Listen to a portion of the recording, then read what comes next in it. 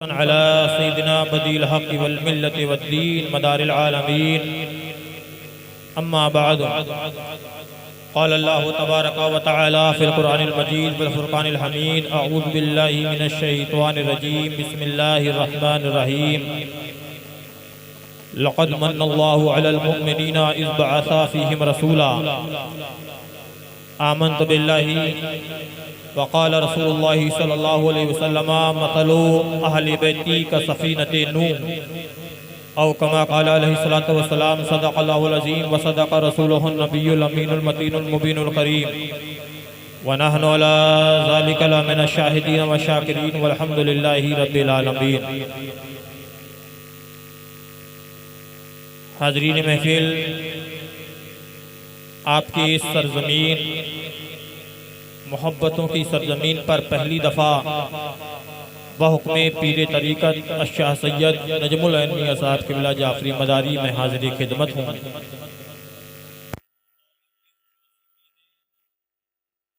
کہ آج اس نورانی شب میں ہم اور آپ یہاں جمع ہو کر کے بارگاہ رسول اور آل رسول میں خراج عقیدت پیش کر رہے ہیں.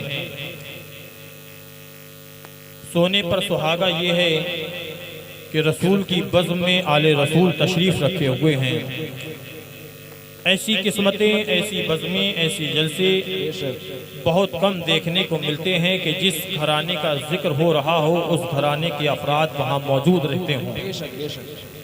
یہ الحمدللہ اہل سنت والجماعت بالخصوص وابستگان سلسلہ عالیہ مداریہ کی خوش نصیبی ہے کہ جب ہم نبی کا ذکر کرتے ہیں تو ہماری بزموں میں آل نبی موجود رہا کرتے ہیں. ماشاءاللہ، سبحان اللہ، بے شک. آپ تمام قابل مبارکباد ہیں کہ آپ نے 7 یا 8 سال کے بعد میں، جیسا کہ میں نے سنا بھی، اس اہتمام کے ساتھ جشن عید میلاد النبی صلی اللہ علیہ وسلم و جشن مدار العالمین کا انعقاد کیا. تمام اراکین کمیٹی، ممبران کمیٹی جنہوں نے اپنا قیمتی سرمایہ محنتیں کرنے کے بعد میں اس طرح کا جشن میلاد النبی صلی اللہ علیہ وسلم کا انعقاد کیا، اللہ رب العزت کی بارگاہ میں دعا کرتا ہوں کہ پروردگار عالم آج کی اس بزم پاک کو اپنی بارگاہ میں قبول و منظور فرمائے آمین. اور تمام اہل بستی کو اسی طرح سے سادات اکرام کی خدمت کرنے کی توفیق عطا فرمائے. میں وقت کو ملحوظ رکھتے ہوئے بہت مختصر سے وقت میں اپنی بات کہنے کی کوشش کروں گا. سادات اکرام بیٹھے ہوئے ہیں، ہمارے بزرگ جن کی تعظیم، جن کا ادب ہم پر واجب ہے، لازم ہے، ضروری ہے. ان کی موجودگی میں اپنی اصلاح کی غرض سے میں چند لمحات کے لیے آپ کے سامنے حاضر خدمت ہوں.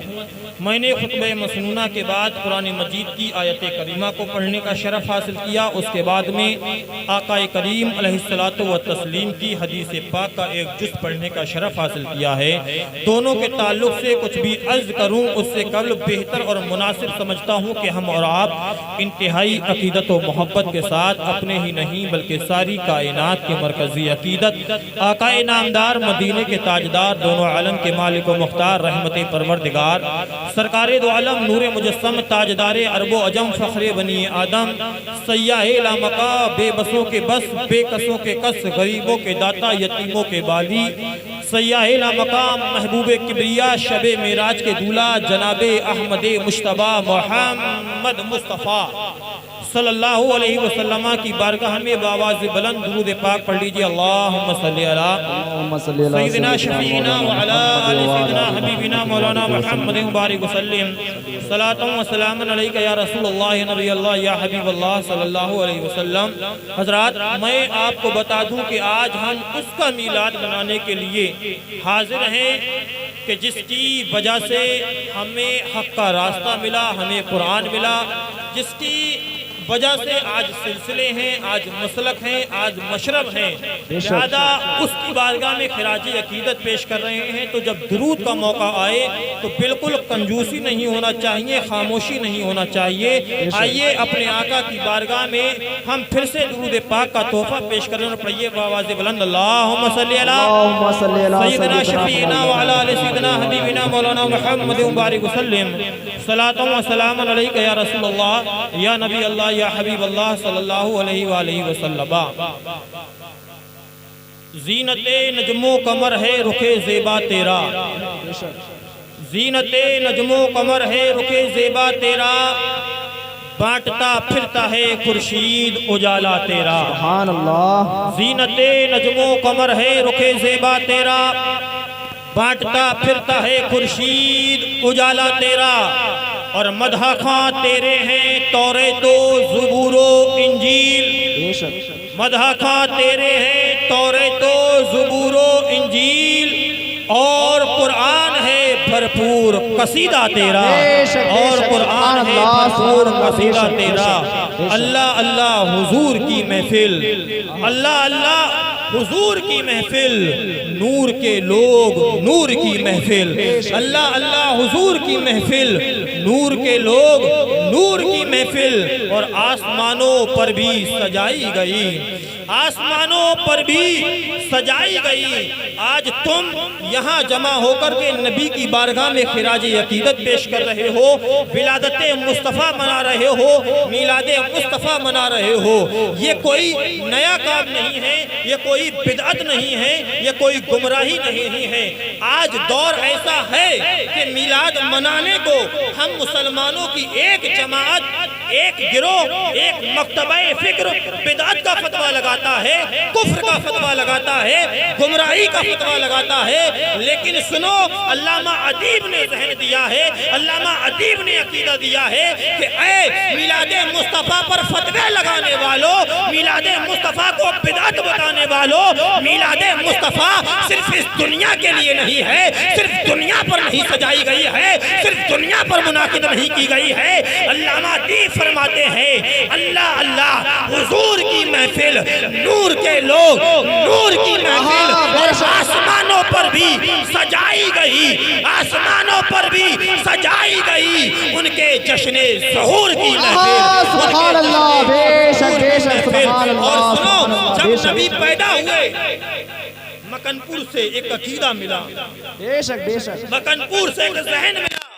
خواجہ سید مصباح المراد صاحب قبلہ فرماتے ہیں ہر ایک طرف ہے دھوم مچی، محبوب خدا کی آمد ہے۔ تڑپ کے بولو سبحان اللہ۔ ہر ایک طرف ہے دھوم مچی، محبوب خدا کی آمد ہے، دلہن کی طرح دنیا ہے سجی، محبوب خدا کی آمد ہے۔ سبحان اللہ، بے شک۔ ہر ایک طرف ہے دھوم مچی، محبوب خدا کی آمد ہے، دلہن کی طرح دنیا ہے سجی، محبوب خدا کی آمد ہے۔ بس ایک وہی غم کرتا ہے، ابلیس ہی ماتم کرتا ہے۔ بے شک بے شک، بس ایک وہی غم کرتا ہے، ابلیس ہی ماتم کرتا ہے۔ ہر ایک دل کی ہے یہ خوشی، محبوب خدا کی آمد۔ سبحان اللہ، بے ورنہ شک تو ہر ایک دل میں ہے خوشی، محبوب خدا کی آمد ہے۔ آج ہم اور آپ یہاں پر جمع ہو کر کے محفل میلاد منا رہے ہیں، میلاد النبی منا رہے ہیں۔ آؤ اس کی بارگاہ میں خراج عقیدت پیش کرتے چلیں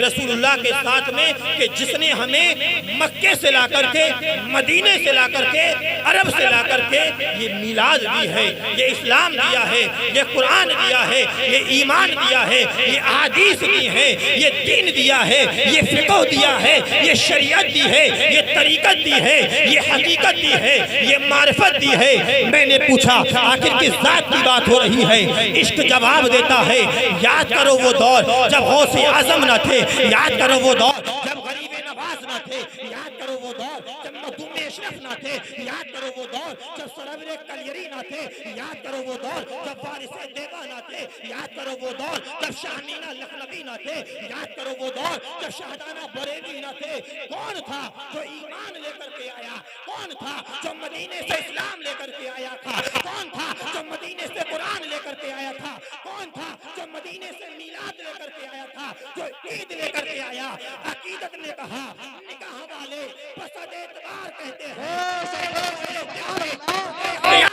ہیں اور حیات ہے میرے آقا، حیات بخش بھی ہے، اسی لیے انہیں زندہ مدار کہتے ہیں۔ سبحان اللہ، سبحان اللہ، نعرہ تکبیر، نعرہ رسالت، نعرہ حیدری، دم مدار، دم مدار، دم مدار، سرکار کی آمد، سرکار کی آمد، نعرہ تکبیر۔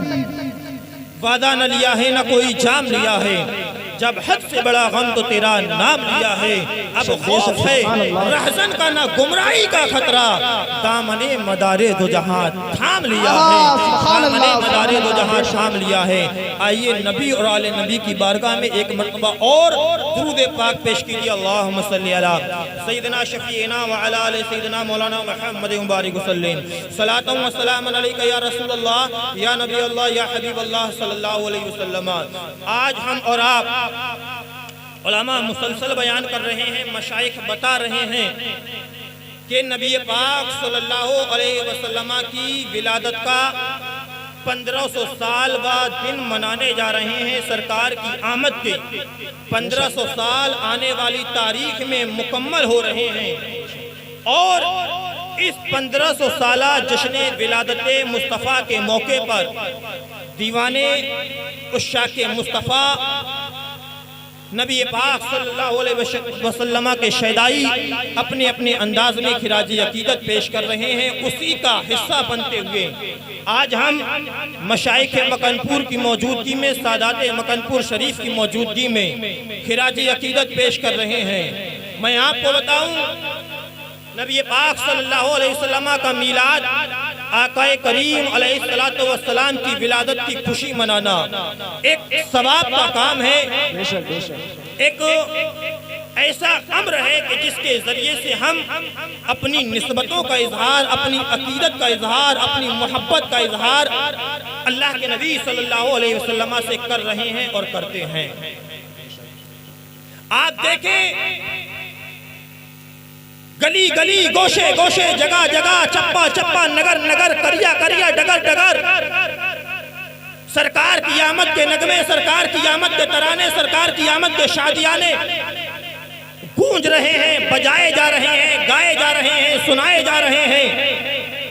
ہر طرف سرکار کی آمد مرحبا کے نعرے بلند ہو رہے ہیں، ہر طرف لبیک یا رسول اللہ کی صدائیں بلند ہو رہی ہیں۔ قادری بھی کر رہے ہیں، مداری بھی کر رہے ہیں، چشتی بھی کر رہے ہیں، نقشبندی بھی کر رہے ہیں، سہروردی بھی کر رہے ہیں، شیری بھی کر رہے ہیں، قدیری بھی کر رہے ہیں، رفائی بھی کر رہے ہیں، برکاتی بھی کر رہے ہیں، نوری بھی کر رہے ہیں۔ تمام بزرگان دین کے ماننے والے اہل سنت والجماعت کر رہے ہیں۔ میں مانتا ہوں کرنا چاہیے۔ آپ چلو میرے ساتھ میں بریلی کے علاقے میں، میں بریلی کے قرب و اغبار میں آپ کو دکھاؤں گا کہ جگہ جگہ پر ہمارے یہاں پر کچھ جگہوں پر کہیں میلاد مصطفیٰ کے موقع پر آقا کریم علیہ الصلوۃ والتسلیم کے مدینہ منورہ کا روضہ بنا ہوا ہے، کہیں سرکار کا گنبد خضرا بنا ہوا ہے، کہیں میلاد النبی کی نسبت سے مسجد نبوی بنی ہوئی ہے، کہیں خانہ کعبہ بنا ہوا ہے۔ اللہ اکبر! میں نے ان کو دیکھا، دیکھنے کے بعد میں نے کہا کہ آخر کیا وجہ ہے کہ یہ عقیدت کا اظہار کر رہے ہیں؟ تو عقل نے جواب دیا، عشق نے جواب دیا، یہ نبی کے دیوانے ہیں، یہ نبی کے چاہنے والے ہیں، نبی کی محبت میں گنبد خضرا بناتے ہیں، نبی کی محبت میں خانہ کعبہ بناتے ہیں، نبی کی محبت میں مسجد نبوی بناتے ہیں، نبی کی محبت میں اولیاء اکرام کے نقشے بناتے ہیں۔ اللہ اکبر! لیکن میں نے پھر غور کیا، اے آصف مداری، یہ سب کچھ ہو رہا ہے، گنبد خضرا بن رہا ہے، لیکن کوئی فتوے لگانے والا نہیں آ رہا ہے۔ اب کعبہ بن رہا ہے، کوئی فتوے لگانے والا نہیں آ رہا ہے۔ اب مسجد نبوی بن رہی ہے، کوئی فتوے لگانے والا نہیں آ رہا ہے۔ اب جلوس بھی نکلے گا لیکن کوئی فتوے نہیں لگائے گا، اب نعرے بھی لگائے جائیں گے لیکن کوئی فتوے نہیں لگائے جائیں گے، اب ہرے کپڑے بھی پہنے جائیں گے لیکن کوئی فتوے نہیں لگائے گا، اب ہری پگڑیاں بھی باندھی جائیں گی لیکن کوئی فتوے نہیں لگائے گا، اب ہرے جھنڈے بھی لہرائے جائیں گے لیکن کوئی فتوے بھی نہیں نہیں لگائے گا.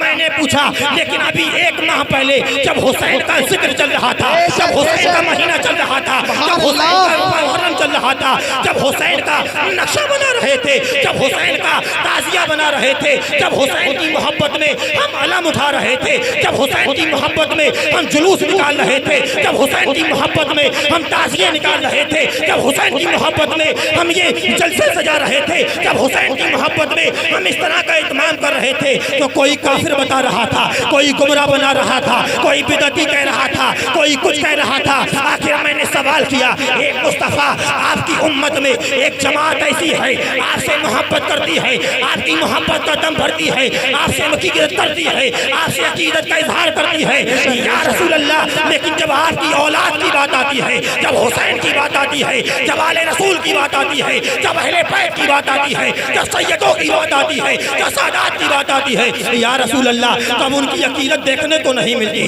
تب ان کا پیار دیکھنے کو نہیں ملتا, تب ان کا عشق دیکھنے کو نہیں ملتا. اے میرے سرکار, کیا آپ ایسے امتی سے راضی ہیں جو آپ کی اولاد کو چھوڑ کر کے صرف آپ سے محبت کرے؟ تو حدیث بتاتی ہے, سرکار کی سیرت بتاتی ہے, سرکار کا پیغام بتاتا ہے, یاد رکھو آل مصطفیٰ کو چھوڑ کر, آل رسول کو چھوڑ کر لاکھ جلسے مناؤ, لاکھ جلوس مناؤ, لاکھ جھنڈے لگاؤ, جب تلک رسول کے ساتھ میں آل رسول کو شامل نہیں کرو گے مصطفیٰ جانے کریم کو راضی نہیں کرو. سبحان اللہ. بے شک نعرہ تکبیر, نعرہ رسالت, نعرہ حیدری, نعرہ حیدری, عظمت تعزیہ داری, عظمت تعزیہ داری, عظمت تعزیہ داری, جشن عید میلاد النبی, جشن عید میلاد النبی, نعرہ تکبیر. سبحان اللہ, سبحان اللہ. جو لوگ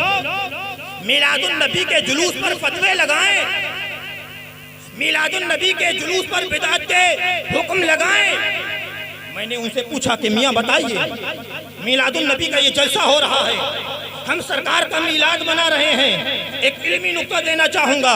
کہتے ہو کہ تم شرک کرتے ہو, ہم شرک کرتے ہیں. آؤ لفظ میلاد کی تحقیق کرو. لفظ میلاد ولد یلد سے, اس میں ظرف کا صیغہ جس کے معنی پیدا ہونے کی جگہ یا پیدا ہونے کا وقت, اگر ظرف زمان لیا جائے تو پیدا ہونے کا وقت, اگر ظرف مکان لیا جائے تو پیدا ہونے کی جگہ. میلاد النبی کا مقصد یہ ہے کہ جب نبی پیدا ہوئے اس زمانے کی خوشی منائی جا رہی ہے, جب نبی پیدا ہوئے اس وقت کی خوشی منائی جا رہی ہے. اللہ اکبر. قرآن کہتا ہے اللہ الصمد لم یلد ولم یولد. اگر شرک کرنے والا ہوگا تو کبھی بھی میلاد نہیں منا سکتا, کیونکہ میلاد منانا شرک کی نفی کرتا ہے. اللہ تبارک و تعالیٰ کی شان یہ ہے لم یلد ولم یولد, اللہ تعالیٰ نہ کسی سے پیدا ہوا ہے نہ اس نے اپنے جسم سے کسی کو پیدا کیا ہے. معلوم یہ ہوا کہ میلاد اس کا منایا جاتا ہے جو پیدا ہوتا ہے, اور اللہ تعالیٰ پیدا ہونے سے پاک ہے. اب اس نتیجے پر پہنچتے ہیں کہ جو میلاد منائے گا وہ کسی حال میں شرک میلاد منا کر کے نہیں کر سکتا. بے شک. سبحان اللہ, سبحان اللہ, ماشاء میری اس بات کو سمجھے ہوں گے. بات آگے بڑھی. میلاد کے اندر یہاں پر آپ نے دیکھا قرآن کی تلاوت ہو رہی ہے, نبی کی آمد کے واقعات بتائے جا رہے ہیں, نبی کی بارگاہ میں نعتیں پڑھی جا رہی ہیں, نبی کی بارگاہ میں اشعار پڑھے جا رہے ہیں, نبی کی آمد کے نعرے لگائے جا رہے ہیں. اب اس میں بتاؤ کیا قرآن پڑھنا غلط ہے؟ کیا نعرے لگانا غلط ہے؟ کیا نعت پڑھنا غلط ہے؟ کیا سرکار کی سیرت بیان کرنا غلط ہے؟ کیا سرکار کے بچپن کے ولادت کے واقعات بیان کرنا غلط ہے؟ کیا سرکار کی آمد کے واقعات بیان کرنا غلط ہے؟ ہر ایک عام سا سادہ مسلمان کہے گا کہ نہیں یہ غلط نہیں ہو سکتا. سرکار کی سیرت بیان کرنا ثواب کا کام ہے, سرکار کی آمد کے نغمات گانا ثواب کا کام ہے. تو میں یہ کہوں گا کہ جب اس محفل کے اندر, اس میلاد کے جلسے کے اندر کوئی کام غلط نہیں ہو رہا ہے تو اس پر فتویٰ دینے والا بے وقوف ہے. تو اسی طرح سے جب حسین کا ذکر کرتے ہیں, جب حسین کا تعزیہ لے کر کے چلتے ہیں تو کوئی یزید کے نعرے نہیں لگاتا, ہر آدمی یہی کہتا ہے حسین زندہ باد, حسن زندہ باد, علی زندہ باد, فاطمہ زندہ باد, علی اکبر زندہ باد, علی اصغر زندہ باد. اے لوگوں سنو جس طرح سے میلاد مصطفیٰ کے نعرے لگانا غلط نہیں ہے، فتویٰ لگانے والا غلط ہے، اسی طرح سے ذکر حسین کرنے والا، حسین کا تعزیہ اٹھانے والا غلط نہیں ہے، بلکہ اس پر فتویٰ لگانے والا ہمیشہ غلط ہوا کرتا ہے۔ بے شک سبحان اللہ سبحان اللہ۔ اگر نانا سے محبت کرنا ہے نواسے سے محبت کرنا پڑے گی۔ میں نے قرآن پاک کی آیت کریمہ کو تلاوت کرنے کا شرف حاصل کیا۔ اللہ تبارک و تعالیٰ نے ارشاد فرمایا لَقَدْ مَنَّ اللَّهُ عَلَى الْمُؤْمِنِينَ إِذْ بَعَثَ فِيهِمْ رَسُولًا، اے مومنو تمہارے اوپر اللہ تبارک و تعالیٰ نے احسان کیا۔ کیسے احسان کیا؟ اللہ تعالیٰ فرماتا ہے إِذْ بَعَثَ فِيهِمْ رَسُولًا، کہ جب اس نے تمہارے درمیان میں اپنا رسول بھیجا۔ رسول آئے میری طرف جڑے، رسول آئے کس لیے آئے؟ ہدایت کا پیغام دینے کے لیے۔ رسول آئے ہدایت کا پیغام دینے کے لیے، گمراہی سے بچانے کے لیے، دلالت سے بچانے کے لیے، جہنم سے بچانے کے لیے۔ لیکن میں آپ کو بتا دوں ان 1500 سال کے اندر میرے نبی کی ظاہری زندگی، دنیاوی زندگی صرف 63 سال کی زندگی ہے، صرف 63 سال کی زندگی۔ میں نے پوچھا یا رسول اللہ آپ ہدایت دینے کے لیے آئے، 63 سال تک آپ نے ہدایت دی، 40 سال تک آپ نے اعلان نبوت نہیں کیا، یا رسول اللہ 23 سال کا آپ کا تبلیغی کام، 23 سال کا آپ کا دعوتی کام اس قدر ہے، اس قدر اعلیٰ و عرفہ ہے کہ آج تک دنیا اس کے سے وابستہ ہے، اس سے منسلک ہے۔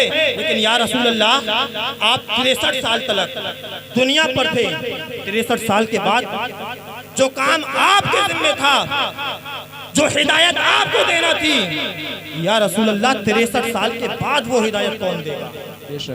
63 سال کے بعد وہ ہدایت کس نے دی ہے؟ جو پیغام اللہ تعالیٰ فرماتا ہے لَقَدْ مَنَّ اللَّهُ عَلَى الْمُؤْمِنِينَ إِذْ بَعَثَ فِيهِمْ رَسُولًا، کہ ہم نے اپنے رسول کو بھیج کر مومنین پر احسان فرمایا۔ احسان اس طرح سے ہوا کہ دنیا بگڑ رہی تھی، دنیا بھٹک رہی تھی، دنیا گمراہی میں جا رہی تھی، دنیا دلالت میں جا رہی تھی، دنیا جہنم کی طرف جا رہی تھی۔ لیکن جب نبی آئے، جب رسول آئے، جب پیغمبر آئے، جب ہادی برحق آئے، جب ہادی دو جہاں آئے، رسول اللہ نے آ کر کے دنیا کو انسانیت کا پیغام دیا، دنیا کو قرآن کا پیغام دیا، دنیا کو انسانیت کا پیغام دیا، دنیا کو نیک ہدایت کا پیغام دیا۔